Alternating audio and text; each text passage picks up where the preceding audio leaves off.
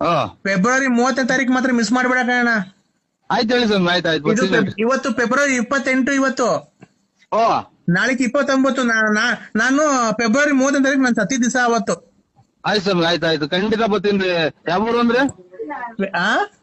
ಯಾವ ಊರು ಅಂದ್ರೆ? ಪಿಲ್ಲಿಗಲ್ಲಿ. ಇಲ್ಲಿಗಲ್ಲಿ. ಓ ಆಯ್ತು ಸ್ವಾಮಿ, ಆಯ್ತು 30ನೇ ತಾರೀಕು, ಫೆಬ್ರವರಿ 30ನೇ ತಾರೀಕು. ಆಯ್ತು ಬರ್ತೀನಿ ಸ್ವಾಮಿ. ಫೆಬ್ರವರಿ 30ನೇ ತಾರೀಕು ಆಮೇಲೆ ಅಣ್ಣ ಫೆಬ್ರವರಿ 31ಕ್ಕೆ ಇನ್ನೊಂದು ಫಂಕ್ಷನ್ ಐತೆ. ಏನ್ ಫಂಕ್ಷನ್? ಅವನು ನರಸಿಂಹಜಿ ಬಳ್ಳಾಪುರ ಅಂತ ಅವ್ರು ಸತ್ತಿ ದಿವಸ ಅವತ್ತು ಫೆಬ್ರವರಿ 31ನೇ ತಾರೀಕು. ಹಾ ಬರ್ಬೇಕಣ್ಣ ನೀವು ಖಂಡಿತ. ಗ್ಯಾರಂಟಿ ಬರ್ತೀನಿ ಸ್ವಾಮಿ.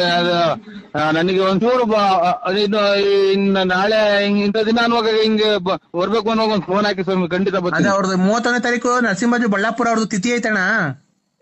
ಹಾ ನರಸಿಂಹಜಿ ಬಳ್ಳಾಪುರ ಅವ್ರದ್ದು ತಿಥಿ ಐತೆ 31ನೇ ತಾರೀಕು. ನೀವ್ಯಾರು ಹೇಳಿ?